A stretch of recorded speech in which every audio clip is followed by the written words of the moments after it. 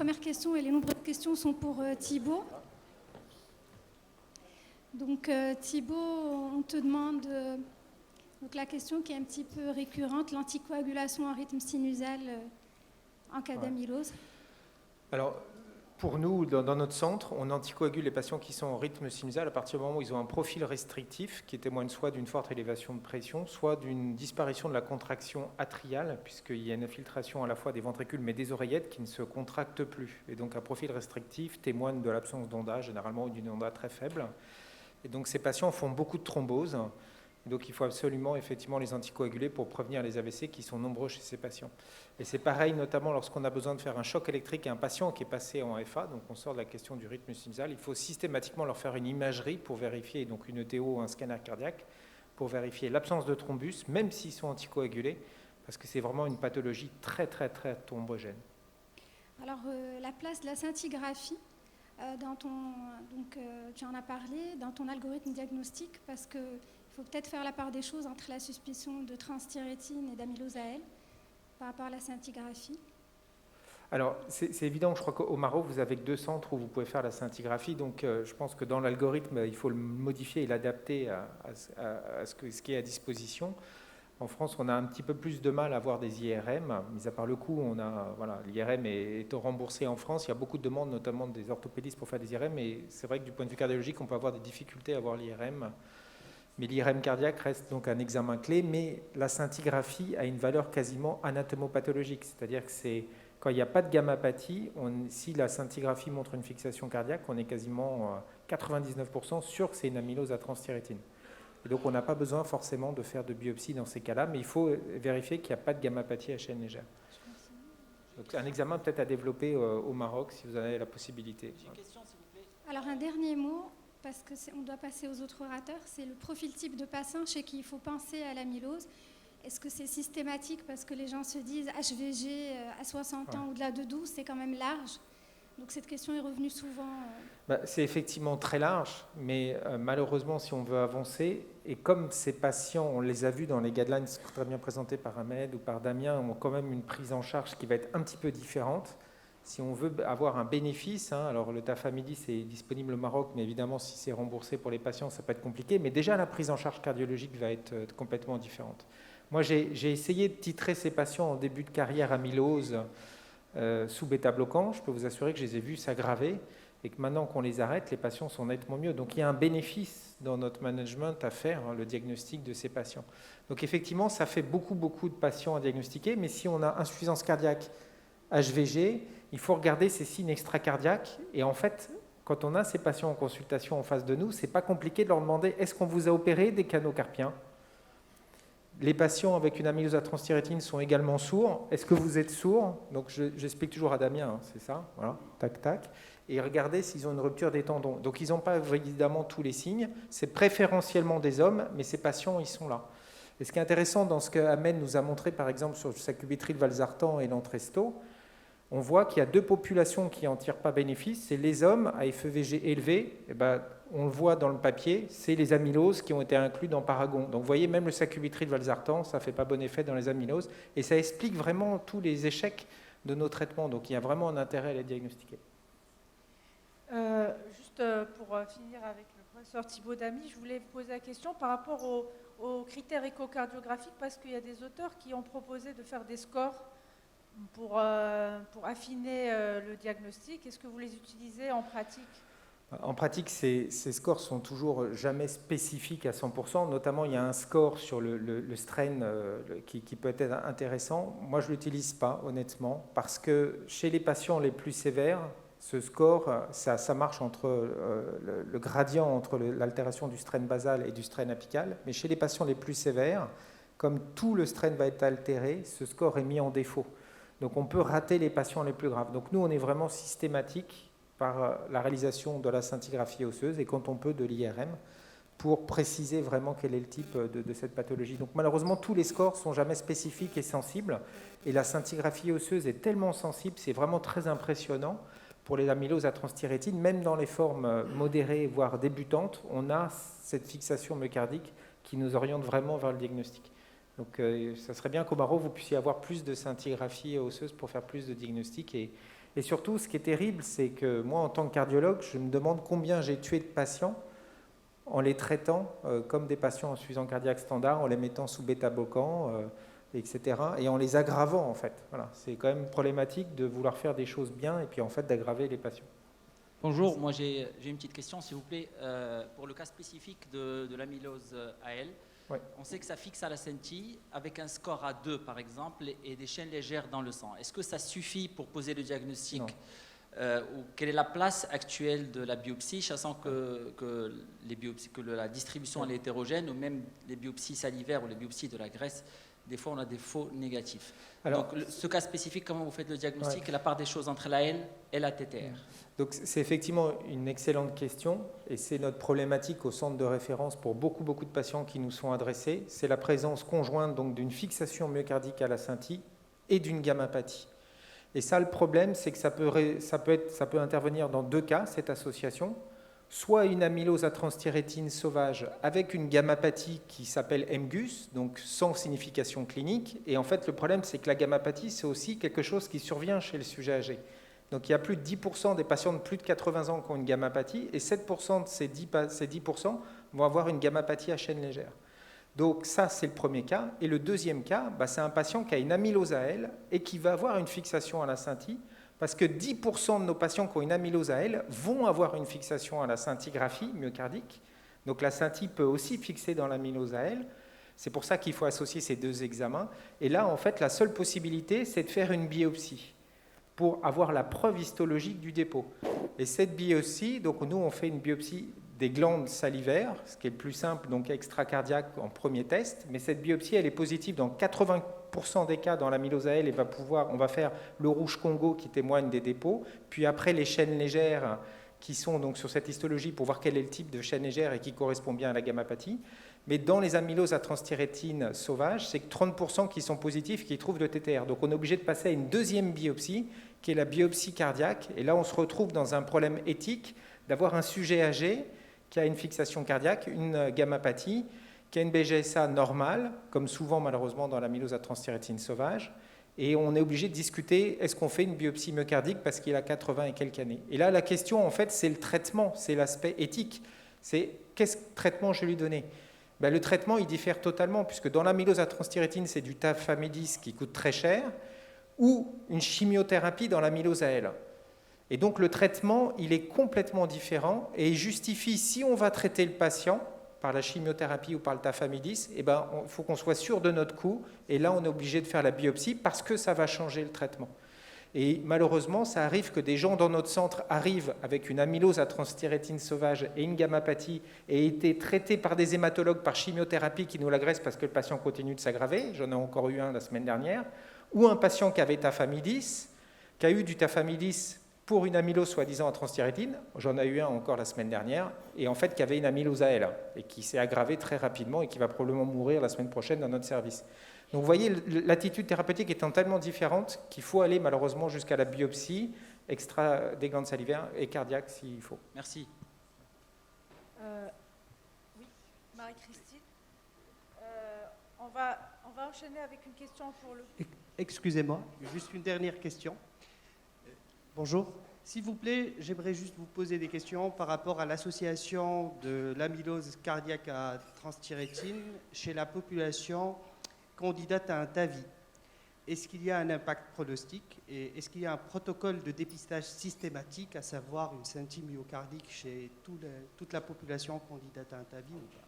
Je suis content d'avoir fini 2 minutes trop tôt, comme ça je me sens moins coupable de répondre à la question, mais je vous propose éventuellement de venir voir pendant le congrès, si vous avez des questions.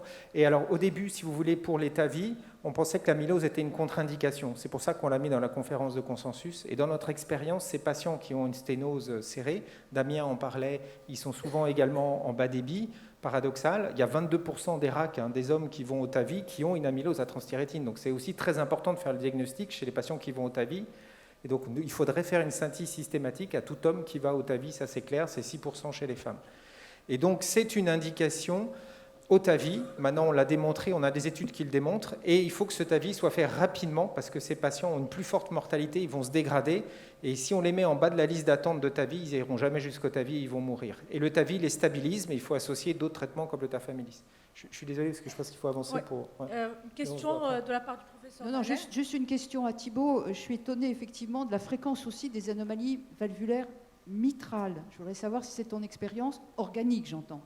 C'est-à-dire que j'ai l'impression que les feuillets mitraux ne sont pas normaux du tout, en dehors du RAC, avec des IM organiques, c'est-à-dire des feuillets épaissis, restrictifs, qui ne sont pas du tout de l'IM fonctionnel secondaire à la défaillance cardiaque. Tout à fait, toutes les valves sont infiltrées. Voilà, toutes les valves sont infiltrées. Toutes les valves sont infiltrées, c'est extrêmement dépendant des patients.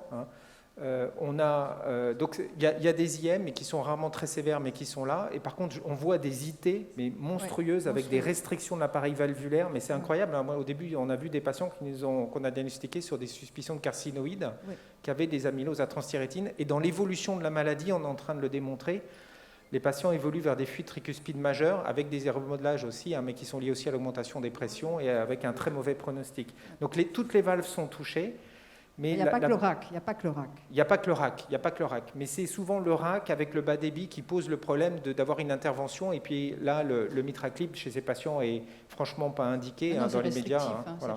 C'est restrictif, c'est pas les bons. Mais pour l'interventionnel, c'est le TAVI qui reste clé. Et c'est pour ça qu'on focalise. Mais toutes les valves sont touchées. C'est une destruction complète du myocarde en fait.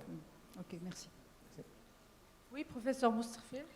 Voilà, j'ai une question et un commentaire. Je m'adresse au professeur Loja. Est-ce que dans votre expérience, l'ablation de l'AFA telle qu'elle a été présentée dans les études en insuffisance cardiaque, est-ce que c'est dans votre expérience, vous avez ces résultats? Parce que, comme vous le savez, beaucoup de registres sur des milliers de patients n'ont pas retrouvé ces résultats-là. Et au-dessous de 30-25% de fraction d'éjection, il n'y a aucun gain lorsqu'on fait l'ablation de la fibrillation auriculaire. Autrement dit, est-ce qu'il ne faut pas sélectionner davantage ces patients qu'on va confier à l'ablation? Deuxièmement, est-ce qu'on doit atteindre, lorsqu'on a une désynchronisation nette, aussi bien électrique qu'à l'échographie, et surtout électrique avec les critères que vous avez avancés, est-ce qu'on doit un petit peu précipiter l'indication de la resynchronisation, puisqu'on sait qu'aucun médicament n'est efficace sur cette resynchronisation, même si on augmente un peu la fraction d'éjection, la désynchronisation reste quand on a un bloc gauche large. Et donc, est-ce qu'on doit aller plus vite vers la proposition des patients à une resynchronisation ou pas? Merci. Merci pour vos questions. Alors, pour la première, vous avez raison que le niveau de preuve de l'ablation de l'AFA de l'insuffisance cardiaque reste modeste. La question qui se pose, en fait, c'est de la même façon que pour la resynchronisation, c'est est-ce qu'il faut quand même y penser un peu plus tôt qu'on ne le fait actuellement, parce que dans l'insuffisance cardiaque, le remodelage de l'oreillette gauche suit celui du ventricule gauche et devient très vite important et probablement obère une partie du bénéfice de l'ablation de l'AFA. Donc, pour l'instant, il n'y a que 2 essais randomisés. Il y a Castle HF qui était ciblé là-dessus et Cabana où c'était simplement une analyse en sous-groupe en plus. Donc c'est vrai que le niveau de preuve est faible. Donc il y a besoin davantage d'évidence. Et probablement en ciblant les patients un peu plus précocement. Et pour la resynchronisation, est-ce qu'il faut aller plus vite? Alors soit chez des patients par exemple strictement asymptomatiques, parce qu'en fait c'est souvent ça la question. On a des blocs de branche gauche avec des FE qui sont un peu limites, entre 40 et 50. Et qui ne se plaignent pas de grand-chose. C'est une question qu'on se pose souvent. Pour l'instant, ma réponse, c'est non. Ça serait bien d'avoir un niveau de preuve, parce que de mettre une prothèse rythmique, ce n'est pas non plus rien. Et mettre une ablation de veine pulmonaire, c'est ponctuel. Une resynchronisation, après, c'est pour la vie. Mais bon, on voit bien que pour tout ce qui est structurel, on a tendance à diminuer progressivement les seuils d'intervention. Et pour la resynchronisation, après, je ne sais pas s'il y aura encore beaucoup d'essais de fait sur la resynchronisation pour démontrer cette hypothèse-là. Alors, nous avons un petit peu dépassé le temps, mais avant de terminer, j'ai 2 petites questions. Une pour le professeur Lardou, concernant la myocardite post-virale et post-vaccinale. Il y a plusieurs questions qui sont tombées, je vais essayer de les regrouper. D'abord, est-ce que lorsqu'on a le contexte clinique, électrique, biologique, et on fait une coronarographie qu'elle est normale, est-ce qu'il est obligatoire de compléter par une IRM pour poser le diagnostic? Et dans quel délai va-t-on faire cette IRM? Et d'autres questions qui se posent, c'est est-ce qu'il y a une prédisposition génétique à faire cette myocardite post-virale ou post-vaccinale? Et enfin, quel est le pronostic de ces myocardites? Alors, première question, je pense que le diagnostic de myocardite repose actuellement sur l'IRM. Donc, il n'est pas question de coronographie dans toutes les études que je vous ai montrées.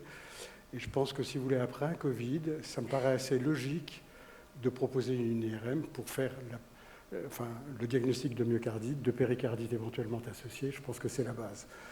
C'est pas parce que vous avez fait une IRM qu'obligatoirement à 100% c'est une myocardite, mais il y a de bonnes chances pour que cet examen corresponde à une myocardite aiguë. Le diagnostic, c'est la biopsie. Vous avez vu que la biopsie en atmosphère Covid, ça paraît complètement déraisonnable. Donc, je pense que l'examen de référence après un Covid, ça me paraîtrait assez logique de proposer une IRM cardiaque pour vérifier s'il y a ou s'il n'y a pas d'atteinte myocardique. Le délai, dans le travail de Putman, je crois que c'est dans les 3 semaines qui ont suivi l'épisode aigu de Covid-19 que ces IRM ont été faites. Donc voilà la référence. Je pense que c'est le papier le plus intéressant sur le Covid-19. La troisième question que vous posiez. Le pronostic. Alors, le pronostic, il est globalement simple. Putman ne parle pas. Alors, après Covid, je pense qu'il n'y a pas beaucoup d'éléments précis sur le pronostic, mais on a l'impression que ce soit aussi bien après le Covid-19 qu'après les vaccinations, et surtout dans les vaccinations, c'est globalement un pronostic simple. Pronostic simple dans les semaines qui vont suivre la vaccination. Qu'est-ce qu'il en est à 6 mois? Qu'est-ce qu'il en est à 12 mois? Il n'y a aucune étude longitudinale. Aucune. Dans les publications actuelles. Voilà. Il y a un point qui est intéressant. Il y a un papier tout récent, là, qui date, je crois, du mois d'avril, qui montre qu'après une 3e vaccination par vaccination ARM, messager, vous avez un taux de péricardite qui semble moins élevé. Mais c'est une petite publication. Donc, est-ce qu'on a moins de myocardite après une 3e vaccination par ARN messager? C'est possible, c'est probable, mais ça n'est pas encore formellement démontré. Donc, faites-vous vacciner. Une question pour le professeur Bennis quand même. Hein. Alors, pour les GLT2, est-ce que vous avez l'impression que c'est leur effet bénéfique? Est-ce qu'il est lié à leur effet natriurétique principalement? C'est un effet pléotrope et donc demain je vais en reparler. Il y a plusieurs effets. Il y a l'effet diurétique avec diminution des pressions de remplissage pré-post-charge. Il y a un effet d'augmentation d'érythropoïétine.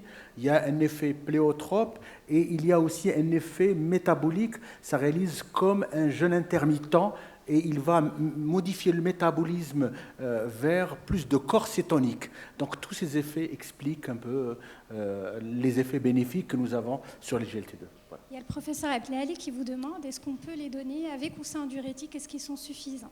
C'est une excellente question. À chaque fois qu'on utilise les GLT2, on diminue la dose de diurétique. Ça c'est clair, il y a des papiers qui sortent là-dessus. Et donc je pense qu'aujourd'hui, après les études et d'après l'expérience, c'est que ça nous permet de réduire la dose de diurétique. Une fois le patient est décongestionné, il n'y a plus lieu de garder les diurétiques. Vous avez vu qu'en type de recommandation, les diurétiques restent en recommandation de haut niveau avec fraction d'éjection préservée, mais en traitement de fond, je pense que d'après toutes les méta-analyses qui sont publiées récemment, la trithérapie, à savoir l'Entresto, SGLT2, plus l'anti-aldostéronien, ça marche très bien et ça diminue la morbidité, la mortalité et les réhospitalisations. Excusez-moi, j'ai une dernière question pour professeur Bennis. C'est par rapport à l'utilisation de l'aldactone par rapport à l'effet préservé. En fait, il y avait l'étude de Top 4 que quand on a réanalysé l'étude après élimination des résultats provenant de la Géorgie et de la Russie, l'étude elle était fortement positive. Et du coup, la question, est-ce que vous avez l'habitude d'utiliser l'aldactone pour l'effet préservé? Oui, je l'utilise. Et d'ailleurs, tu as bien vu que sur la dernière méta-analyse de Vadogantan, c'est qu'il a pris uniquement Top 4 américain. Et à partir de là, ça sort positif. Et on a une étude qui va sortir, Fine Hearts, qui va parler de la finarénone, qui me paraît extrêmement intéressante. Et c'est une des études que nous attendons le plus dans l'insuffisance cardiaque à fonction systolique préservée. Et il y a la méta-analyse dont j'ai parlé, qui montre clairement que la trithérapie aujourd'hui est un traitement de choix et de premier choix dans l'insuffisance cardiaque à fonction systolique préservée. Merci beaucoup. C'est sur cette note positive, finalement, que nous allons conclure cette session sur l'insuffisance cardiaque. Au nom de l'AMCAR, je tiens à remercier tous les orateurs, toutes les personnes présentes pour leur participation.